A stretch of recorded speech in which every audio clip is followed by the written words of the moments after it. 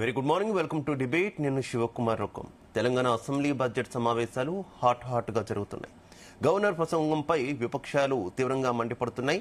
Governor చేత కూడా అబద్దాలు చెప్పించారని విమర్శించారు. 6 గ్యారంటీలు 420 హామీల గురించి గవర్నర్ ప్రసంగంలో లేదని ఆరోపించారు. అలాగే గవర్నర్ ప్రసంగంలో మా నీళ్లు మేము తీసుకుంటామని ఎందుకు లేదని ప్రశ్నించారు. ఆంధ్రప్రదేశ్ వాళ్ళు వారి గవర్నర్ ప్రసంగంలో పెట్టారని గుర్తు చేశారు. రేవంత్ రెడ్డి అండ చూసుకునే ఏపీ రెచ్చిపోతుందని విమర్శించారు.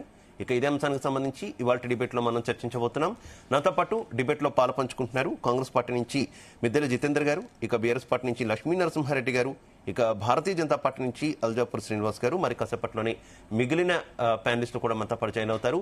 అందరికీ కూడా నమస్కారం. ముందుగా జితేందర్ గారు, యాజ్ యూజువల్ గవర్నర్ ప్రసంగం అంటేనే ప్రభుత్వం మంత్రిమండలి ఏదో ఆమోదిస్తే అది మాత్రమే అక్కడైనా చదివి వినిపించేటటువంటి పరిస్థితి. కాకపోతే ఈ ప్రసంగం మీద కూడా విపక్షాలు తీవ్ర ఆరోపణలు చేస్తున్నటువంటి పరిస్థితి. పూర్తిగా అబద్దాలు గవర్నర్ నోటి వెంట చెప్పించారంటూ కూడా విపక్షాలు మండిపడుతున్నటువంటి సిచ్యువేషన్. ఏం చెప్తారు? మీకు ప్యానల్ ఉన్న వారికి, తెలుగు ప్రేక్షకులందరికీ నమస్కారాలండి. ప్రతిపక్షం అన్నప్పుడు విమర్శించకపోతే వాళ్ళకు మరి సమాజంలో ఉండదు కాబట్టి వాళ్ళు మాట్లాడుతూ ఉంటారు లేండి. దాంట్లో ఏముంది, ఎప్పుడు చూసినా కూడా 6 గ్యారంటీలలో ఇప్పటి వరకు అనేక రకాలుగా అమలు చేసినాము. దీంట్లో మరి ఉన్నటువంటి మహాలక్ష్మి ఉన్నది, ఆర్టీసీ, రైతు భరోసా ఇవ్వగలిగినాము, 10,000 ఇస్తే 12,000 ఇవ్వగలిగినాము, చేయూత ఇవ్వగలిగినాము, తర్వాత 200 యూనిట్లు గ్యాస్ ఇవ్వగలిగినాము, యూనిట్లు గ్యారంటీ ఇవ్వగలిగినాము, గ్యాస్ ఇవ్వగలిగినాము, 5 లక్షల చొప్పున చాలా మందికి ఇందిరమ్మ ఇండ్ల విషయంలో కూడా చేయడం జరిగింది. కాబట్టి కాంగ్రెస్ ప్రభుత్వం ఒక చిత్తశుద్ధితో పనిచేస్తుందండి, పనిచేయకపోవడం అని కాదు.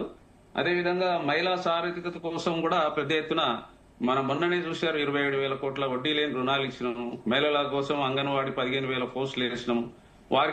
వారి కోసం ఇప్పుడు పెట్రోల్ బంకులు ఇస్తున్నాం, సోలార్ ప్లాంట్లు ఇస్తున్నాం, అద్దె బస్సులు, ఇంటిగ్రేటెడ్ స్కూళ్లు, ఇలా చెప్పుకుంటూ పోతుంటే చాలా శాతం ఆ ప్రభుత్వం చెప్పిన పరంగా అన్ని రకాలుగా ఇప్పుడు జనగణ కులగణ చేయగలిగినాం.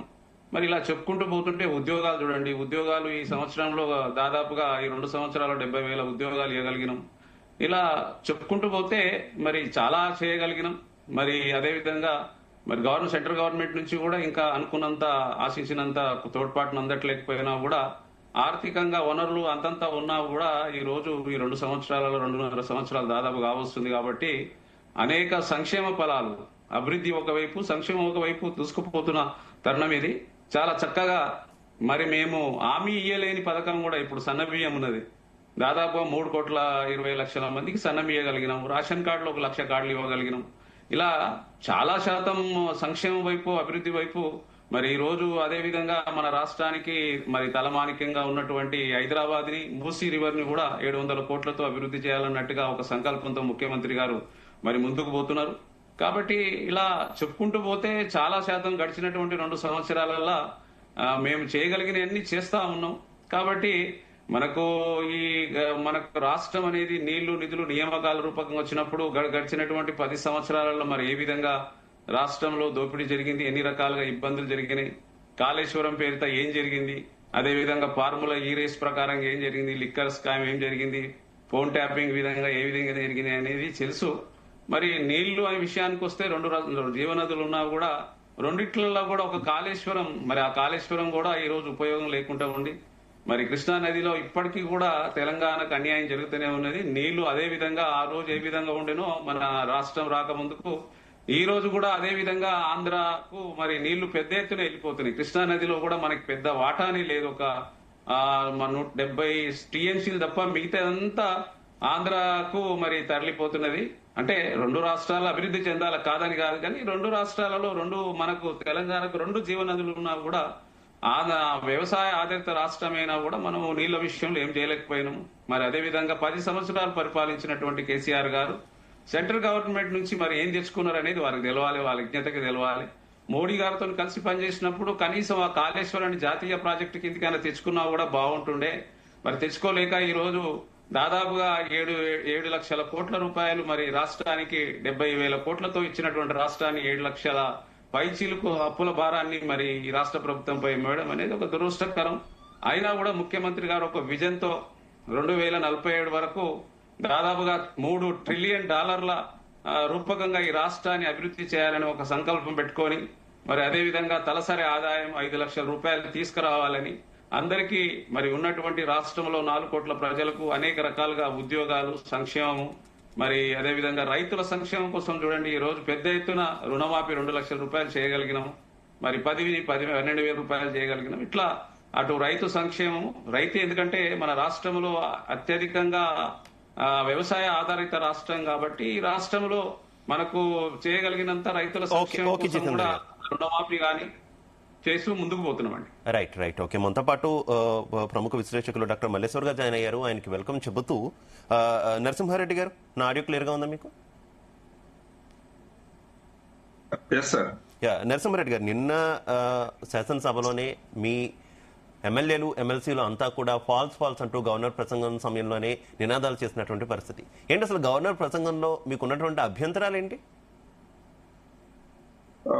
ముందుగా ప్యానెల్లో పాల్గొన్నటువంటి పెద్దలకు అదేవిధంగా జీ తెలుగు వీక్షకులకు నమస్కారాలు తెలియజేస్తా ఉన్నాను.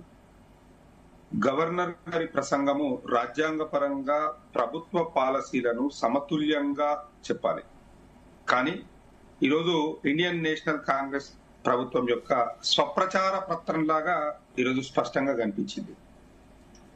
నేనేమంటున్నానంటే ఇందాక పెద్దలు జితేంద్రన్న గారు మాట్లాడారు, చాలా విషయాలు చెప్పడం ఒక ఫార్మాలిటీనే కదా. అలాగే నరసింహారెడ్డి గారు డైరెక్ట్ గా మనం ఓపెన్ గా మాట్లాడుకుంటే ఒక ఫార్మాలిటీయే కదా. ఈవెన్ మీరు అధికారంలో ఉన్నప్పుడు, మీరు 10 ఏళ్ల అధికారంలో ఉన్నప్పుడు పెట్టినటువంటి సమావేశాల్లో గవర్నర్ ప్రసంగాలు కూడా మీ ప్రభుత్వం ఆమోదించినటువంటి మంత్రిమండలి ఆమోదించింది మాత్రమే ఉంటుంది. అక్కడ కొత్తగా ఉంటుంది చెప్తారు. కానీ కాంగ్రెస్ పార్టీ ప్రచార ప్రసంగం ఒక ప్రెస్ మీట్ లాగా అనిపించింది. వాస్తవ పరిస్థితులను పూర్తిగా దాచినటువంటి పరిస్థితి కనిపించింది. రైతుల సమస్యలు కానివ్వండి, సాగునీటి సమస్యలు కానివ్వండి, రైతుల కోసం చేస్తున్నటువంటి విషయాలను ఎక్కడ కూడా ప్రస్తావించకపోవడము, ముఖ్యంగా వారు ఏదైతే 6 గ్యారంటీలు ఇస్తామన్నారో ఆ 6 గ్యారంటీల గురించి కూడా ఎక్కడ కూడా ప్రస్తావించకపోవడము, దానికి ఒక టైం లైన్ అనేది లేకపోవడం అనేది స్పష్టంగా ఈరోజు కనిపించింది. ఈ రోజు వాళ్ళు ఏదైతే అసెంబ్లీలో గవర్నర్ గారు ప్రసంగం చేసిరో అది వాస్తవానికి పూర్తిగా విరుద్ధంగా ఉంది. ఈ రోజు రైతులు పడుతున్నటువంటి కష్టాలను ఎక్కడ కూడా వివరించినటువంటి పరిస్థితి కనిపించలేదు. ముఖ్యంగా ఈ రోజు వాళ్ళు ఏం చేసిరనంటే గవర్నర్ గారితోటి నిండు సభల అబద్ధాలు అసత్యాలు వాళ్ళు మాట్లాడిపించినటువంటి పరిస్థితి ఈ రోజు మనందరం కూడా స్పష్టంగా చూసినాం. నేను ఏమంటున్నానంటే ఉద్యోగస్తుల గురించి ఇందాక జితేంద్రన్న గారు మాట్లాడారు. ఆ పాయింట్ దగ్గరికి వద్దాం, ఉద్యోగస్తుల దగ్గర గురించి వద్దాం. నరసింహారెడ్డి గారు అయితే చిన్న పాయింట్ ఏంటంటే ఈ మధ్య కొన్ని రాష్ట్రాల్లో మనం చూస్తున్నటువంటి పరిస్థితి గవర్నర్లు ప్రసంగించకుండానే మధ్యలో వెళ్ళిపోతున్నారు. అంటే ఆయా ప్రసంగ పాఠాల్లో కొన్ని అంశాలు మిస్ అయ్యాయనో లేదంటే కొన్ని అంశాలు చేర్చలేదనో ఇంకో ఏదో ఒక కారణంతో వెళ్ళిపోతున్నారు. అదే ఎక్స్పెక్ట్ చేస్తున్నారా మీరు కూడా? అంటే పూర్తిగా ప్రభుత్వం పెట్టిందే కాకుండా కొన్ని అంశాలు మిస్ అయ్యాయని గవర్నర్లు కూడా అనుకోవాలా? లేదంటే వాళ్ళకి నచ్చింది ఏమైనా చదవాలా? లేదు. ఇప్పుడు నేనేమంటున్నానంటే గవర్నర్ గారికి పూర్తిగా వాళ్ళు ఆ రకంగా బ్రీఫింగ్ అనేది ఇచ్చినారు. వాళ్ళు ఏదైతే రాసి ఇచ్చిరో ఏదైతే ఉన్నదో అదే వాళ్ళు చెప్పడం జరిగింది. వాస్తవాలను పూర్తిగా దాచినటువంటి పరిస్థితి మనందరం కూడా చూసినాము. అక్కడ స్పష్టంగా కనిపించింది ఏంటంటే పాత పాలనకు కుట్రం చేసినట్టు కనిపించింది. అందులో కొత్తగా ఏం లేదు. ఏదైతే నేనేమంటున్నానంటే తెలంగాణ అభివృద్ధికి పూర్తిగా పునాది వేసింది బీఆర్ఎస్ పార్టీయే. బీఆర్ఎస్ పార్టీలో కేసీఆర్ గారి నాయకత్వంలోనే ఈ తెలంగాణకు అభివృద్ధి అనేది ప్రారంభం అయ్యింది. నీటి వనరులు కానివ్వండి, పరిశ్రమలు కానివ్వండి, ఐటీ కానివ్వండి, సాగునీటి ప్రాజెక్టులు కానివ్వండి, వ్యవసాయ రంగంలో కానివ్వండి ఒక విప్లవాత్మకమైనటువంటి మార్పు తీసుకొచ్చింది కేసీఆర్ గారి నాయకత్వము, కేసీఆర్ గారి ప్రభుత్వము. వీళ్ళు చేసింది ఏం లేదు. 2.5 సంవత్సరాల విలువైనటువంటి కాలాన్ని వృధా చేసిర్రు.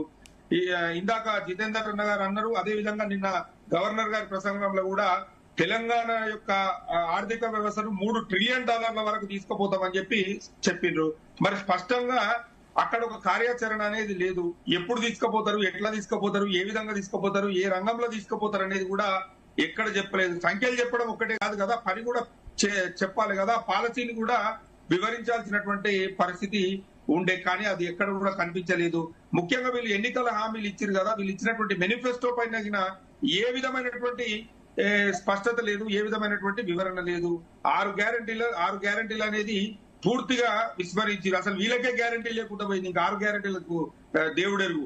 వీళ్ళు చేస్తున్నటువంటిది ఏంటంటే కాలాన్ని కొనసాగిస్తున్నారు. అదే విధంగా విలువైనటువంటి తెలంగాణ ప్రజల యొక్క 2.5 సంవత్సరాల కాలాన్ని వృధా చేసిరు. అప్పులు పెరుగుతున్నాయని వీళ్ళే చెప్తారు, ఆర్థిక నిర్వహణ కష్టంగా ఉందని చెప్తారు, మళ్ళా కొత్త ప్రాజెక్టులు చేపడుతున్నామని వీళ్ళే చెప్తారు. అదే విధంగా గొప్ప హామీలు మాటలు చెప్తుండొచ్చు, కానీ వాటికి సంబంధించి ఆ పనులు కూడా చేయాల్సినటువంటి బాధ్యత ఈ ప్రభుత్వాల పైన ఉన్నది. విస్మరిస్తే ఖచ్చితంగా ప్రజలు బుద్ధి చెప్తారు. మహిళల సాధికారత ఒక్క నిమిషం, మహిళల సాధికారత గురించి జితేంద్ర అన్న గారు అన్నారు. మహిళల సాధికారత గురించి, మహిళల అభివృద్ధి కోసం కేసీఆర్ గారి నాయకత్వంలో ఎలాంటి పథకాలు వచ్చినాయి ఒక్కసారి వాళ్ళు పరిశీలించుకోవాలి. జనగణన కులగణన చేసినామని చెప్పిరు, కానీ మీరు చేసినటువంటి జనగణన కులగణన యొక్క వివరాలను ఎక్కడ కూడా పబ్లిక్ డొమైన్ లో పెట్టలేదు. ఎవరికి కూడా ప్రజలకు అందుబాటులో వాటి వివరాలను ఎందుకు పెట్టలేదు అనేది నేను మీ ద్వారా వాళ్ళని అడుగుతున్నాను. ఉద్యోగాల గురించి మాట్లాడుతున్నారు. ఉద్యోగాలకు ఏదైతే వీళ్ళు ఇచ్చినటువంటి ఉద్యోగాలు ఏవైతే నోటిఫికేషన్లు జారీ చేసిరో, ఏవైతే టేకప్ చేసిరో, అవన్నీ కూడా కేసీఆర్ గారి హయాంలోనే రూపకల్పన చేయబడ్డవి. అవన్నీ అప్పుడే తయారైనటువంటి ఉద్యోగాలను మేమిస్తున్నామని చెప్పి వీళ్ళు చెప్పుకోవడం తప్ప వేరే ఏం లేదు. 420 హామీలు ఇచ్చిరు వీళ్ళ మేనిఫెస్టో 42 పేజీలు ఉన్నది. కానీ జితేందర్ అని చెప్పింది ఒక 10 సంఖ్యల హామీలు మాత్రమే అమలు చేసిరు. దీంట్లో మరి మిగతా 400 హామీలు ఎక్కడ పోయినాయని చెప్పి నేను మీ ద్వారా ఓకే డిస్కస్ చేద్దాం నరసింహారెడ్డి గారు.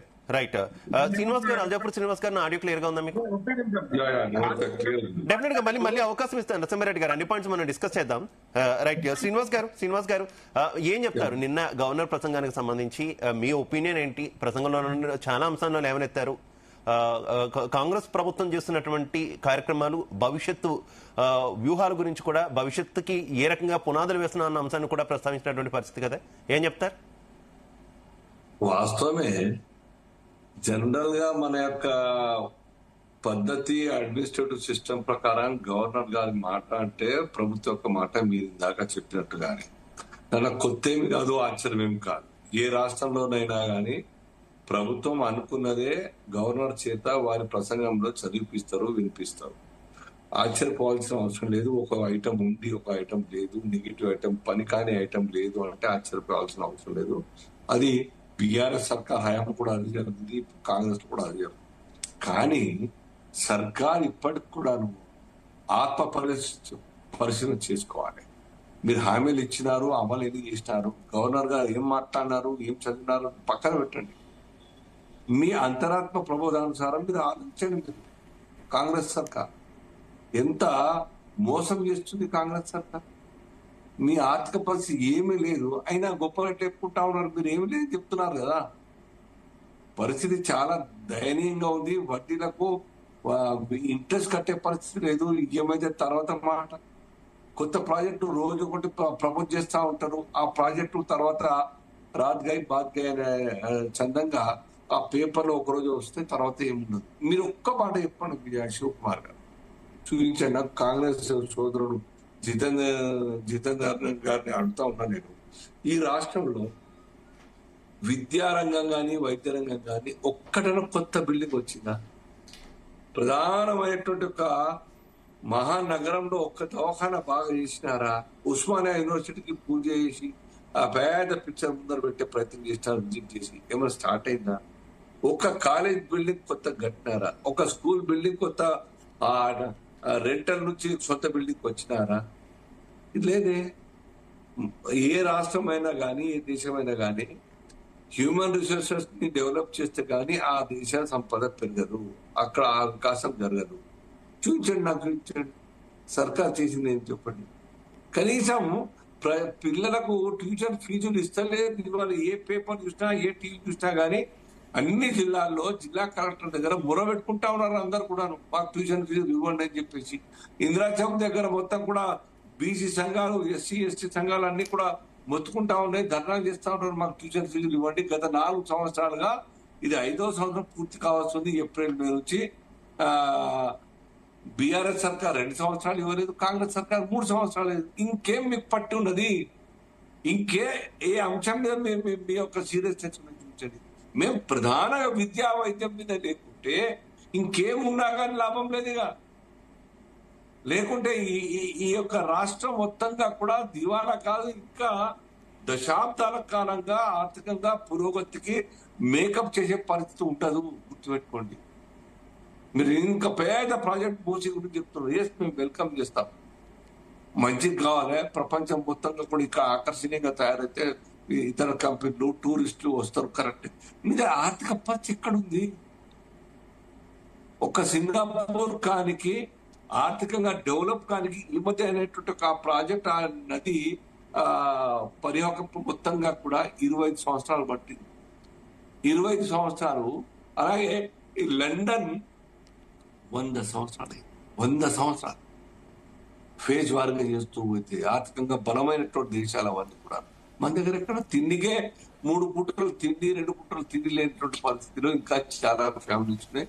రోజువారీగా హైదరాబాద్ లో చిక్కపల్లిలో కావచ్చు, ఆనంద్ భవన్ సికింద్రాబాద్ కావచ్చు, ఇంకా అనేక చోట్ల సనత్ నగర్ కావచ్చు, కుక్కట్పల్లి కావచ్చు, కొంపల్లి కావచ్చు, వేల మంది రోజుగా కూలీ వర్క్ కోసం ఈరోజు మరి జమై నిలబడుతున్నాను, తీసుకెళ్ళండి అని చెప్పేసి. ఇది స్పష్టంగా కనిపిస్తున్నది ఆర్థిక పరిస్థితి, లేదంటే కుటుంబాల ఆర్థిక పరిస్థితి, రాష్ట్ర ప్రభుత్వ ఆర్థిక పరిస్థితి. కాబట్టి ఆత్మవంచన చేసుకొని మాట్లాడదు ఎవరు కూడాను. మనమంతా చదువుకున్న వాళ్ళం, టీవీలోకి వచ్చే వాళ్ళు కావచ్చు, కాంగ్రెస్ పార్టీలో పనిచేసే వాళ్ళు కావచ్చు, చదువుకున్న వాళ్ళం అందరం కూడా. కానీ ఎక్కడో ఒక చోట ఆత్మ పరిశీలన ఇంట్లో చేసుకుంటే కూడా అర్థమవుతుంది.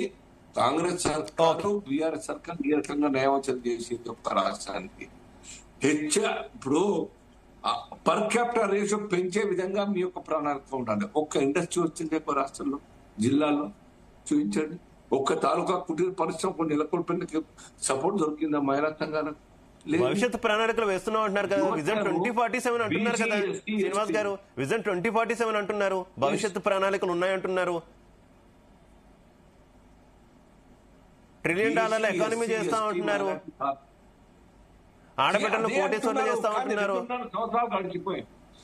2.5 సంవత్సరాల్లో ఒక 1%, 2%, 5% ప్రగతి చూపించాలి. ప్రగల్భాలు కాదు, చూపించండి. అంటే half of the period you completed so far. సగం ఆల్రెడీ 2 సంవత్సరాలు 4-5 మాసాలు కంప్లీట్ అయిపోయింది కదా. ఇంకేం ఎప్పుడు స్టార్ట్ చేస్తారు ప్రగతి? ఈ నెత్త నడకన పోతా ఉంటే 2047 కాదు, 2147 కూడా మనం చేరుకోలేము మా యొక్క టార్గెట్ ని. కాబట్టి ఒకటి, సర్కార్ దగ్గర డబ్బు లేవు, దాన్ని ఎట్లా రెవెన్యూ జనరేట్ చేయాలి. దాని అర్థం ట్యాక్సులు పెంచని కాదు, ఈ రాష్ట్రంలో డబ్బున్న ప్రజలు, కుటుంబాలు వాళ్ళ ద్వారా ఇన్వెస్ట్మెంట్ చేయించి అనేక అవకాశాలు కల్పించి మరి ఆ ఉపాధి కల్పించే ప్రయత్నం చేయాలి. దాని లేదు. ఎవరు ఇండస్ట్రీస్ మినిస్టర్ ఎవరు? రైట్. ఎన్ని ఆ ఇండస్ట్రీస్ మినిస్టర్ ద్వారా ఈ యొక్క రాష్ట్రంలో కొత్తగా వచ్చిన ఎంతమందికి ఉపాధి కల్పించినారు? ఓకే శ్రీనివాస్ గారు. మల్లేశ్వర్ గారు ఆడియో క్లియర్ గా ఉందా మీకు? హలో, మల్లేశ్వర్ గారు ఆడియో క్లియర్ గా ఉందా మీకు? ఓకే. మల్లేశ్వర్ గారు, మీరు ఏం చెప్తారు? నిన్న గవర్నర్ ప్రసంగానికి సంబంధించి, ప్రసంగంలో అంతా కూడా అబద్దాలు, సాక్షాత్తు గవర్నర్ చేతే అబద్దాలు చెప్పించాయని యాజ్ యూజువల్ ఎప్పట్లానే అధికారంలో లేని వారు విపక్ష పార్టీలు ఆరోపిస్తున్నటువంటి పరిస్థితి. కానీ కొన్ని క్వశ్చన్స్ అయితే రైజ్ చేస్తున్నారు. అసలు ప్రభుత్వానికి ఒక స్పష్టమైనటువంటి ప్రణాళిక భవిష్యత్తు మీద లేదు. ఇచ్చినటువంటి హామీల్లో దాదాపుగా ఏవి కూడా 1-2 తప్ప అమలు చేయనటువంటి పరిస్థితి ఉంది. మొక్కుబడిగా తెలంగాణలో ప్రభుత్వం నడుస్తుంది తప్పితే ఎక్కడ కూడా అభివృద్ధి, సంక్షేమం అనేది లేదు అంటూ విపక్షాల ఆరోపణ. ఏం చెప్తారు? ముందుగా ప్రాణంలో ఉన్నటువంటి మిత్రులకు మరి బీపీలు నమస్కారం. గవర్నర్ ప్రసంగము మనకు ఎందుకంటే ఇప్పుడు శివప్రతాప్ శుక్లా గారు కొత్తగా వచ్చారు రాష్ట్రానికి.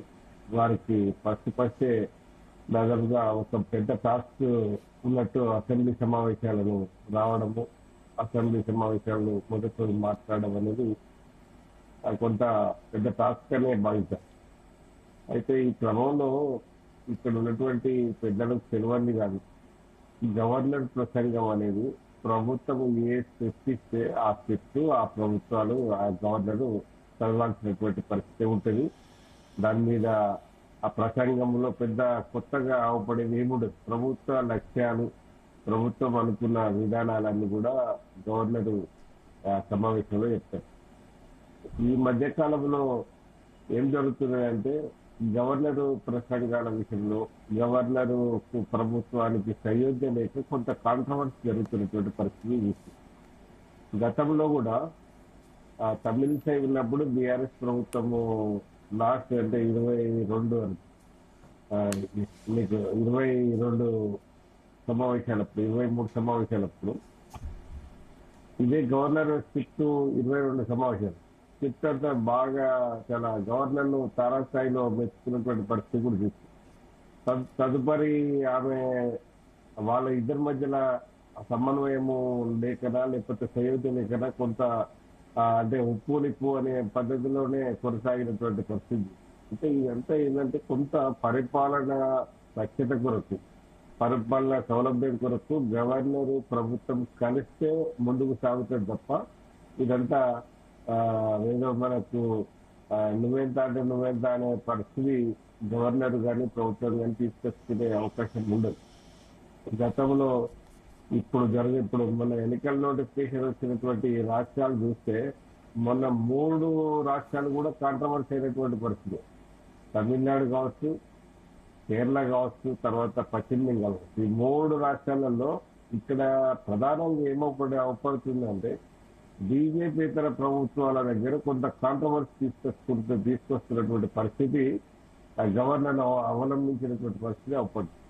మనకు రవికి ఉన్న స్టాలిన్ అయితే అసలు పచ్చగడ్డి వేస్తే బగ్గుమనేటువంటి పరిస్థితి. ఎక్కడ కూడా సఖ్యత ప్రతిదీ ఈయన ఎస్తంటే ఆయన నో అన్నటువంటి పరిస్థితి అడగడుగున అవపడ్డాయి. తర్వాత వీళ్ళు కేరళ విజయన్ కాడ కూడా అంతే పరిస్థితి. ఆరిఫ్ మధ్యలో వాళ్ళిద్దరి మధ్యలో కూడా అంతే. తర్వాత ఇక్కడ ఆనంద్ బోర్డు దగ్గర కూడా మమతా బెనర్జీ దగ్గర అంటే రకరకాలప్పుడు ప్రభుత్వంతో గవర్నరు కొన్ని విషయాలలో కన్విన్స్ కావాల్సిన అవసరం ఉంటుంది. కానీ ఇది ప్రతిపక్షాలు ఈ అధికారం ఇక్కడ ఎక్కడైతే కాంట్రవర్సీ ప్రాబ్లం వచ్చిందో ప్రాబ్లం వచ్చిన కాడల్లో ఇది ఎంత బీజేపీ ప్రభుత్వం ఏర్పాటు చేసినటువంటి గవర్నర్ బీజేపీ స్క్రిప్ట్ ఇక్కడ అవలంబిస్తున్నారు గవర్నర్ అనే ఒక ఆరోపణ బలంగా విన్నటువంటి పరిస్థితి కూడా చూసినాం. ఇప్పుడు గతంలో ఉన్నటువంటి పరిస్థితి కూడా చూసినాం. ఇప్పుడు ఉన్నటువంటి అంటే రేవంత్ రెడ్డి వచ్చిన దగ్గర నుంచి అయితే కొంత గవర్నర్లతోటి ఎక్కడ ఏమి ప్రాబ్లం రాలేదు. ప్రాబ్లం వచ్చిందంతా ఏంటి అంటే ఎమ్మెల్సీ అపాయింట్మెంట్స్ విషయంలో కొంత అంటే రూల్ మైండెడ్ గా పోవడము, కొంత అంటే ఇది వాళ్ళు అవలంబించిన తీరును వ్యతిరేకించారు తప్ప రేవంత్ రెడ్డి మీద పెద్ద వ్యతిరేకించినటువంటి పరిస్థితి ఇక్కడ అవపడలేదు. ఇప్పుడు నూతనంగా వచ్చినటువంటి మరి ప్రతాప్ శుక్లా గారు మరి ఎందుకంటే నిన్న మాట్లాడిన తీరు ప్రసంగము అనేది ఇప్పుడు ఆయన ఏదో సొంత స్క్రిప్ట్ కాదు కదా. ఇప్పుడు ఆయన సొంత ఆలోచన. ఇప్పుడు ప్రభుత్వం ఏం చేస్తుంది అనేది ప్రభుత్వము పెద్దలు ఇచ్చినటువంటి దాన్ని ప్రభుత్వం చేస్తున్నటువంటి దాన్ని వాళ్ళు డేటా తీసుకొని ప్రజెంట్ చేస్తున్నటువంటి పరిస్థితి అన్ని రాష్ట్రాలలో గది జరుగుతుంది, ఇక్కడ కూడా జరుగుతుంది. ఎవరైనా కాంట్రవర్సీ చేయాలనుకున్నప్పుడే దాన్ని ఇష్యూ మధ్యలో ప్రసంగాన్ని వదిలిపెట్టిపోయినటువంటి పరిస్థితి చూస్తాం. కానీ ఇక్కడ పరిస్థితి లేదు. ఎందుకంటే ఇప్పుడు ప్రతిపక్షాలు లేవనెత్తేది ఏమంటే 6 గ్యారంటీలు 420 హామీల విషయంలో ఏమవుతుంది అనేది అందుకే మాట్లాడుతా ఉన్నారు. ఇప్పుడు సమస్య ఏంటంటే వీళ్ళు గవర్నర్ చేయాల్సింది గవర్నర్ కాదు కదా అమలు చేసేది అంతా కూడా. ఎందుకంటే కొంత మనం ఇక్కడ ఇది ఒక్కటే వికసిత భారత్ 2047 లక్షలుగా బీజేపీ చేస్తున్న క్రమంలో ఇక్కడ కూడా తెలంగాణ రైజింగ్ 2047 లక్షలుగా రేవంత్ రెడ్డి ప్రభుత్వం ఒక ప్రయత్నం అయితే చేస్తా ఉన్నది అనేది ప్రయత్నం డెఫినెట్ గా ప్రయత్నం మంచిదే మల్లేశ్వర్ గారు. కాకపోతే అంటే విజన్స్ ఉంటున్నాయి, డాక్యుమెంట్స్ ఉంటున్నాయి, కానీ ఆ విజన్ కు అనుకూలంగా అంటే ఒక్క రేవంత్ సర్కార్ అనే కాదు కేంద్ర సర్కార్ అయినా ఏ సర్కార్ అయినా సరే లాంగ్ టర్మ్ గోల్స్ పెట్టుకుంటున్నారు, కానీ దానికి తగ్గ ప్రణాళిక అమలు చేయడం అనేది లేదు అనేది విమర్శలు ప్రభుత్వాల మీద. ఇప్పుడు నేను చెప్పేది కూడా అదే 2047 వికసిత భారత్ లక్ష్యం ఏదైతే ఉందో ఏమవుతాయని ఇక్కడ తెలంగాణ రైజింగ్ 2047 లక్ష్యాలకు డోకా లేదు. ఆ 2047 లక్ష్యంగా మరి ప్రజా సంక్షేమాన్ని ఏ పద్ధతిలో ముందుకు తీసుకుపోతారు అనేది చూడాల్సినటువంటి అవసరం ఉన్నది. అది ఇప్పుడు 2047 వరకు ఈ ప్రభుత్వాలు ఉంటాయా అనే నమ్మకం ఉండాలి. తర్వాత ఈ ప్రజా సంక్షేమము మీద ఎంత మేరకు వాళ్ళు మనకు ఇన్వెస్ట్ చేస్తారనేది కూడా చూడాల్సిన అవసరం ఉంది. ఎందుకంటే అవి ఇప్పుడు వాళ్ళ లక్ష్యాలు బాగానే ఉన్నాయి, కానీ అవి రీచ్ కావడానికి మనకు కొంత సమయం పడుతుంది. రెండవది ఆ పదవిలో చిత్తశుద్ధి కూడా ఉండాలి కదా. ఇప్పుడు ప్రభుత్వాలు ప్రతి 5 ఏళ్ళకు ఒకసారి ప్రభుత్వం మారినప్పుడు ఒకవేళ 2047 లక్ష్యం రేపు బీజేపీ గవర్నమెంట్ పోయి కాంగ్రెస్ వస్తే ఆ లక్ష్యాన్ని కాంగ్రెస్ తీసుకపోతుందనే నమ్మకం కూడా ఉండాలి కదా. కాబట్టి లక్ష్యము ఏ పార్టీలు మారినా కూడా లక్ష్యం ఒక్కటే కనుక ప్రజా సంక్షేమే లక్ష్యము అనే ఆలోచనతో పోతే ఇవన్నీ ఎలాంటి పేషీలు ఉంటాయి. గవర్నర్ ప్రభుత్వాల మధ్యలో కూడా సయోధ్య ఇప్పుడు వాస్తవంగా నిన్న రైట్. ఓకే మల్లేశ్వరి గారు. లీడర్షిప్ ఇక్కడ శుక్లా దగ్గర అవపడ్డది. అంటే ఎక్కడ కాంట్రవర్సీ లేకుండా మొత్తము ప్రభుత్వానికి అనుకూలంగానే వ్యవహరించారు అనేది ఉన్నది. ఇప్పుడు ఈ శుక్లా పరిస్థితి ఏమైనా ఆఖరికి బీజేపీ వాళ్ళు కూడా తప్పుపట్టే పరిస్థితి వస్తుంది. బీజేపీ గవర్నమెంట్ అపాయింట్ చేసినటువంటి శుక్లాను కూడా కొంత మనకు ఆ స్క్రిప్ట్ విషయంలో మొత్తము అన్ని గవర్నర్ ప్రసాదంగా అంతా దొల్ల ఉన్నదని చెప్పి పాయల్ శంకర్ వాళ్ళు మాట్లాడుతున్నటువంటి.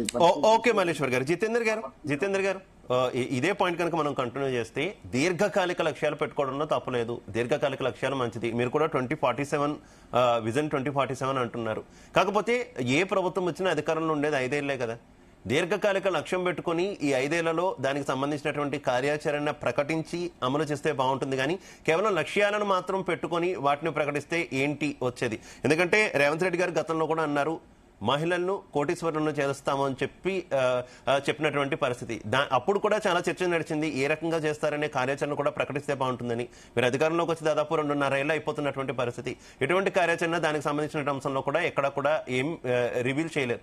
ఏం చెప్తారు వీటికి సంబంధించి? ఇప్పుడు రాష్ట్ర ప్రభుత్వం అనేక చర్యలు తీసుకుంది కదండి. ఇప్పుడు యంగ్ ఇండియా స్కూల్స్ అనేది దాదాపుగా 25 ఎకరాలలో స్కూల్స్ అన్ని స్టార్ట్ చేసినాం. పెద్ద ఎత్తున విద్య విషయంలో వ్యాప్తి చెందాలన్నట్టుగా. మహిళా సాధారికత కోసం ఇంతకుముందు కూడా నేను చాలా చెప్పినాను. 29,000 కోట్లు ఇచ్చినాము స్కూల్స్ అవి అన్నట్టుగా చాలా బాధ్యతలు ఇస్తున్నాం మహిళల కోసము. కాబట్టి రాష్ట్ర ప్రభుత్వానికి ఇప్పుడు ఈ 2047 కోసం ఒక దిశానిర్దేశత ఉంది. మరి అదే విధంగా ఈ రోజు మొన్న జరిగినటువంటి గ్లోబల్ సమిట్ లో దాదాపుగా 7 లక్షల కోట్ల పెట్టుబడులు ఆకర్షించడానికి మరి ఇక్కడ కార్యక్రమం చేసింది అందరు చూసారు. బీజేపీ వాళ్ళు చూసారు, బీఆర్ఎస్ వాళ్ళు చూసారు.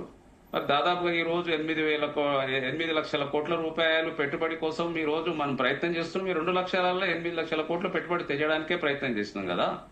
ఒకవైపు మరి సంక్షేమం, ఒకవైపు ఉద్యోగాలు కూడా. ఇప్పుడు పెట్టుబడులు వస్తేనే ఉద్యోగాలు పెరుగుతాయి. పెట్టుబడులు రాకపోతే ఉద్యోగాలు రావు. కాబట్టి పెట్టుబడుల కోసం పెద్ద ఎత్తున ప్రయత్నం చేస్తున్నాం. అందుకోసమే కదా గ్లోబల్ సమిటీ అనేది ఏర్పాటు చేసినాం. పెద్ద ఎత్తున విదేశీ పెట్టుబడిదారులని మనం ఆకర్షించగలిగినాం. మరి ఇక్కడ కార్యక్రమం కూడా చేసినాం. కాబట్టి మరి అదే విధంగా మనము కేంద్రం, రాష్ట్ర ప్రభుత్వం ఒకటే అభివృద్ధి చెందాలంటే రాష్ట్ర నిధులన్నీ మరి కేంద్రం తీసుకెళ్తుంది. మేమేమి ఇయ్యం అనేది కూడా అది కరెక్ట్ కాదు కదా. రాష్ట్రాల కోసం ఈ రోజు కేంద్ర ప్రభుత్వం ఇస్తుంది ఏందండి? పక్కనున్న రాష్ట్రానికి ఏమో 100 రూపాయలు తీసుకపోతే 95 రూపాయలు ఇస్తున్నది. దాదాపుగా 100 రూపాయలు తీసుకుపోయిన ఆంధ్రప్రదేశ్ కు 95 రూపాయలు ఇస్తుంది. ఉత్తరప్రదేశ్ కు చూడండి, మన తెలంగాణ మనకు ఉన్నటువంటి సౌత్ లో ఆంధ్ర, తెలంగాణ, కేరళ, తమిళనాడు, కర్ణాటక 5 రాష్ట్రాలకు ఎంత అయితే ఇస్తుందో సంవత్సరానికి, ఒక ఉత్తరప్రదేశ్ కి అంత ఇస్తుందండి. ఈ రోజు 100 రూపాయలు తీసుకెళ్లిపోతే అరుణాచల్ ప్రదేశ్ కు 235 రూపాయలు ఇస్తుంది. అస్సాం కు 185 రూపాయలు ఇస్తుంది 100 రూపాయలు తీసుకుపోతే. ఆంధ్రప్రదేశ్ కు 100 రూపాయలు తీసుకుపోతే 95 రూపాయలు ఇస్తుంది. ఉత్తరప్రదేశ్ కి అయితే 225 రూపాయలు ఇస్తుంది. అదేవిధంగా బీహార్ కు చూడండి, మరి వాళ్ళ సొంత వనరులు సమకూర్చుకోవాలి కదా రాష్ట్రాలు అనేటివి. ఈ రాష్ట్రాల నుంచి, సౌత్ నుంచి, తెలంగాణ నుంచి. అలా అయితే జితేందర్ గారు తెలంగాణలో కూడా ఏ జిల్లా నుంచి ఎంత నిధులు వస్తున్నాయి అంత నిధులే రాష్ట్ర ప్రభుత్వం ఖర్చు పెడుతుందా? నిధులు కేటాయింపులు అనేదానికి కొన్ని ప్రామాణికాలు ఉంటాయి కదా. వాటిని ఈ రకంగా రాజకీయంగా వాడుకుంటే ఎట్లా కుదురుతుంది? హైదరాబాద్ నుంచి ఎక్కువ ఆదాయం వస్తుంది, హైదరాబాద్కే మేము ఖర్చు పెడతామంటే మిగిలిన తెలంగాణ ఏమైపోతుంది? మిగిలిన తెలంగాణ జిల్లాలు ఏమైపోతాయి? ఈ కంపారిజన్ కరెక్ట్ అంటారా? అసలు నిధులు ఇవ్వాలి, రాష్ట్రాలకు నిధులు ఇవ్వాలి, తగినంత సహాయం చేయాలి, అది డిమాండ్ చేయండి. కాకపోతే ఈ కంపారిజన్ కరెక్టా? ఈ 100 రూపాయలకి 200 ఇస్తున్నారు, 100 రూపాయలకి 30 రూపాయలు ఇస్తున్నారు. ఇప్పుడు కేంద్రం అనేది ఇప్పుడు మనం ఒక సౌతి తల్లి లాగా చూస్తే ఎట్లా రాష్ట్రాలు అభివృద్ధి చెందాయండి? కేంద్రం కూడా తీసుకెళ్లిన డబ్బులు అనేటివి ఇతర రాష్ట్రాలకు. ఇప్పుడు బీహార్ కు 225 రూపాయలు ఇస్తారు, 100 రూపాయలు తీసుకపోతే బీహార్ కు 250 రూపాయలు ఇస్తున్నారు. మరి మాకెందుకు ఇయ్యారండి? 100కు 100 మాకెందుకు ఇయ్యారు? ఆంధ్రకు ఎందుకు 95 రూపాయలు ఇస్తున్నారు? నిధులు కూడా కావాలి కదా. ఇంతకుముందు మరి 2 సంవత్సరాలలో దాదాపుగా ఇంకా రావాల్సిన వాటిలోనే 40% ఇచ్చినా కూడా ఇంకా 1,00,000 కోట్ల రూపాయలు రావాలి. రాష్ట్రం అభివృద్ధి చెందాలంటే మరి డబ్బులు రావాలి కదా. డబ్బులు రావాలంటే అభివృద్ధి చెందుతుంది. మరి కేంద్రం ఇక్కడ నుంచి తీసుకెళ్ళి అని తన దగ్గరనే పెట్టుకుంటాం, మేము ఏమో అంటే ఎట్లయితుంది? అదేవిధంగా ఈ రోజు రైతు ఇప్పుడు మనం కేంద్రం అనేది కూడా ఇప్పుడు ఇప్పుడు రాబోయేది ఇంకా పరిణామం చాలా పెద్దగా ఉంది. ఇప్పుడు మన మహాత్మా గాంధీ గ్రామీణ ఉపాధి హామీ పథకం రద్దు చేసింది.